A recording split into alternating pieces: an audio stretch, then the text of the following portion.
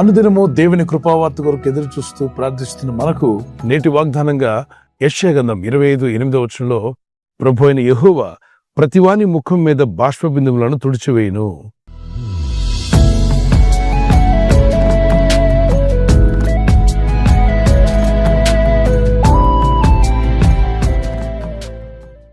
ఈ ప్రపంచంలో ఎన్నో రకాల లిక్విడ్స్ ఉన్నాయి.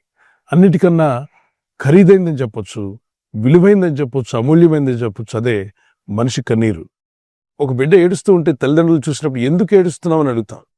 కుక్క పట్టి ఏడుస్తున్న బిడ్డ ఎత్తుకు తల్లి పరిగెత్తుకుని వచ్చి ఆ బిడ్డని ఎత్తుకొని ఆ కన్నీళ్ళు తుడిచివేసి, ఏడవద్దు నాన్న, నువ్వు ధైర్యంగా ఉండాలి, నువ్వు విచారపడొద్దు, నీకేం కావాలో చెప్పు, నేను తీసుకొచ్చి ఇస్తాను కదా, నీ తల్లినిగా నేను ఉన్నాను కదా, తండ్రిగా నేను ఉన్నాను కదా.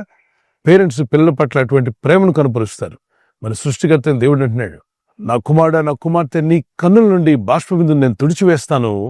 ఏమిస్తే నువ్వు సంతోషిస్తావో నాకు తెలుసు కాబట్టి అది నేను అనుగ్రహిస్తాను అంటున్నాడు. వ్యర్థమైనవి, లోక సంబంధమైనవి, శరీర సంబంధమైనవి, శరీరాశ, నేత్రాశ, జీవపడము కొరకు ఏడవద్దు. అవి మిమ్మల్ని మరణంలోకి నడిపిస్తాయంట. దుఃఖము ఇంకా ఎక్కువైనా చేస్తాయి, చిక్కుల్లో పడేస్తాయి. కాబట్టి శరీరాశలు తీరట్లేదని, నేత్రం చూసిందంత పొందుకోలేకపోయామని, జీవపు డమ్మము, పేరు ప్రఖ్యాతుల కొరకు ఆరాటపడొద్దు. అవి దేవుని వల్ల కలిగినవి కావు. వాటి కొరకు నువ్వు ఏడుస్తూ ఉంటే నీ దుఃఖం ఎక్కువైపోద్ది, నీ విచారం ఎక్కువైపోయి లాస్ట్కి బతకాలని ఆశలే పోతాయి. అందువల్లనే శరీరాశ కొరకు, నేత్రాశ కొరకు, జీవపడము అవన్నీ క్షణమాత్రం ఉండేటువంటివి. ఓవర్ నైట్లో ఎవాపరేట్ అయిపోతాయి. అవి కాదు మనకు కావాల్సింది. నిత్యము అనుగ్రహించే సంతోషము, సమాధానము ఇహమందే కాదు పరమందు కూడా మీరు ఆనందంగా గడపగలిగేటువంటి గొప్ప కృపను ప్రభు దయచేస్తాడు. ఆయన ప్రతివాని పేరు జీవగ్రంథంలో రాస్తా అంట. మన పేర్లు జీవగ్రంథంలో ఉన్నాయి, మీ పేర్లు జీవగ్రంథంలో ఉన్నాయి. అందును బట్టి సంతోషించండి. గిన్నిస్ బుక్ లో మీ పేరెక్కి ఎంత సంతోషిస్తారు, దానికన్నా గొప్ప సంతోషం, ఈ లోకం ఇవ్వని సంతోషాన్ని ప్రభు మీకు దయచేస్తున్నాడు. ఆనందించి గంతులు వేయండి. ఎందుకు అంటే సృష్టికర్తని దేవుని లెక్కలో నువ్వు ఉన్నావు. ఆయన డైరీలో నీ పేరు రాసుకున్నాడు. దాన్ని బట్టి ఆనందించండి. ప్రభు అదే అన్నాడు, శిష్యులారా, సేవ బాగా జరుగుతుందని, మరి సేవలో ఉన్న పరికరాలను కొనుక్కోగలిగారని, మీరు ఆజ్ఞాపిస్తే దెయ్యాలు పారిపోతున్నారని వీటి గురించి సంతోషించకండి. సేవకులు, మన సంతోషము జీవగ్రంథమందు మన పేరుంది, నా దేవుని గ్రంథంలో నా పేరుంది. అందును బట్టి సంతోషించినట్లయితే మీ ప్రతి అక్కర తీరుస్తాడు. దేవుని దయలో మీరు వర్ధిల్లి అభివృద్ధి పొందాలని మా ప్రార్థన. ప్రకటన గ్రంథంలో కూడా అంటాడు, ప్రతివాని ముఖం మీద బాష్పబిందువులను తుడిచివేయను. కొన్నిసార్లు ఆనందంతో కూడా కన్నీళ్ళు వస్తాయి. ఆనందంతో కన్నీళ్ళు ఎలా వస్తాయి? 25 సంవత్సరాలు ఎక్కడో తప్పిపోయారు. తప్పిపోయిన కుమారుడు ఆ తండ్రి మళ్ళా తిరిగి కలుసుకున్నారు అనుకోండి. 25 years తర్వాత చాలా సంతోషంతో ఇద్దరు కలుసుకున్నప్పుడు వచ్చే కన్నీళ్ళు ఉన్నాయి చూసారా, అవి కూడా ఆనంద బాష్పబిందువులు. ఆనందంతో వచ్చాయి. పరిస్థితులు బాగాలేనప్పుడు ఏడుస్తూ దుఃఖపడుతున్నప్పుడు వచ్చే కన్నీరు వేరు, దూరం అయిపోయిన బంధాలు కలిసినప్పుడు వచ్చే సంతోషంతో వచ్చే కన్నీరు వేరు. ఆ కన్నీరు ఆనందంతో కూడినటువంటిది. సమస్యలను బట్టి దుఃఖిస్తున్నారే, మీ దుఃఖము, మీ ముఖమైన కన్నీటి బాష్పబిందులను ప్రభు తుడిచివేసి మీ జీవితాలకు సమాధానం, నెమ్మదిని అనుగ్రహించాలని కోరుతున్నాడు. ఒక కీర్తన పాడుకుందాం పిల్లరా.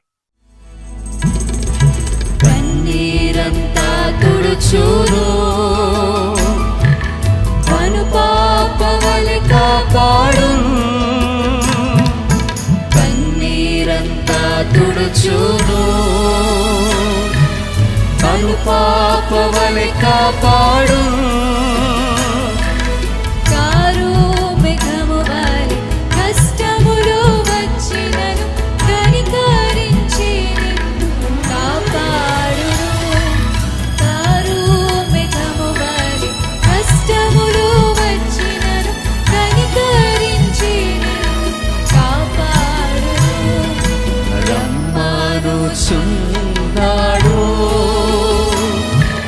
నిన్ను ప్రభు యేసు, వాంఛతో తన కరము చాపి రమ్మనుచున్నాడు. వాంఛతో తన కరము చాపి రమ్మనుచున్నాడు.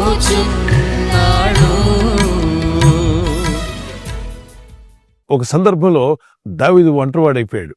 ఒంటరివాడిని చేసి అందరూ రాళ్లతో కొట్టబోయే పరిస్థితి ఏర్పడినప్పుడు అతడు తన దేవుడైన యెహోవాను బట్టి తను ధైర్యపరచుకున్నాడట. తన వారు అనుకున్న వారందరూ రాళ్లు పట్టుకున్నారు తన మీదకి.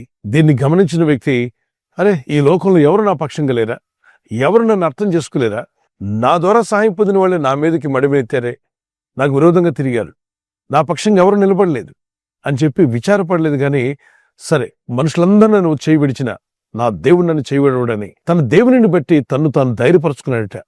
దేవుడు మిమ్మల్ని చేయబడని మిమ్మల్ని మీరు ధైర్యపరచుకోండి, మీ మనసును ధైర్యపరచుకోండి.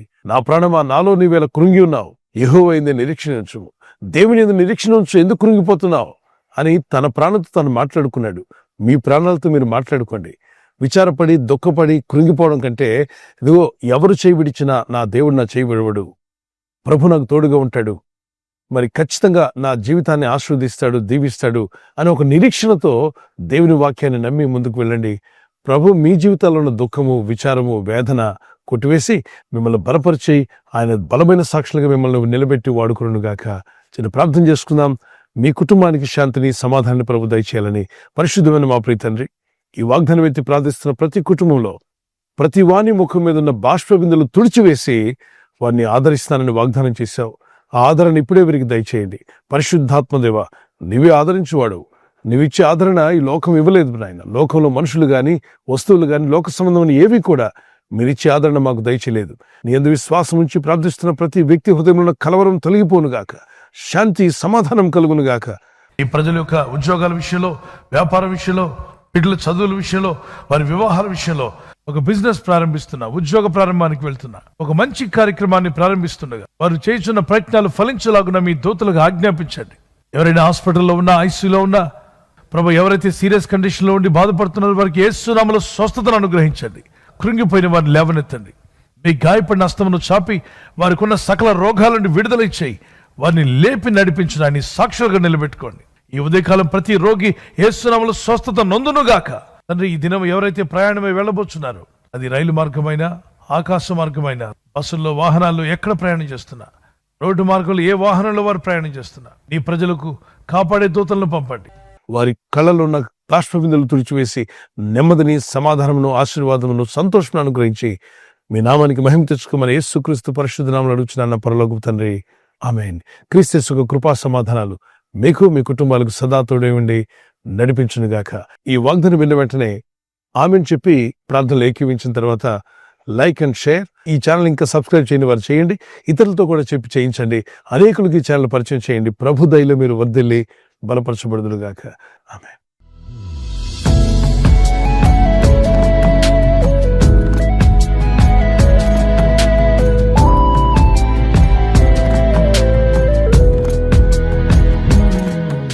బర్త్డే జరుపుకున్న వారికి happy birthday to you all.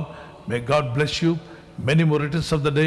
ప్రభు మిమ్మల్ని దీవించి దయాకిరీటం ధరింప చేయనుగాక. మీకు వాగ్దానం యెషయా 48:17 వచనం, నీవు నడవవలసిన త్రోవను నేను నడిపించుదును. Those who are celebrating birthday, this is the promise of God for you.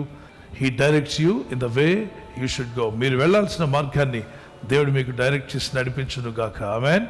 Praise the Lord. మరి వెడ్డింగ్ యానివర్సరీ జరుపుకునే happy anniversary. Many more returns of the day. God bless you. ప్రభు రాకడ ఆలస్యమైతే మీరు silver jubilee, golden jubilee, platinum జరుపుకునే కృప కూడా దేవుడు మీకు దయచేయునుగాక. నేను మీకు ఖ్యాతిని, మంచి పేరును తెప్పించుదును. I will give you honour and praise. జెఫన్యా 3:20 వచనం. ఈ వాగ్దానాన్ని బట్టి దంపతులని మిమ్మల్ని దేవుడు దీవించి ఒకరి పట్ల ఒకరు ప్రేమానురాగాలు పెరిగినట్లు, love and affection may increase between husband and wife. Nothing in the world can come with you but show your love and affection. It they will never forget. May God bless you. ఒకరి పట్ల ఒకరు సహనము, ప్రేమ కలిగి ఉండువారుగా ప్రభు మీ కుటుంబాలను ఆదర్శ దంపతులుగా మార్చునుగాక. ఆమేన్. God bless you.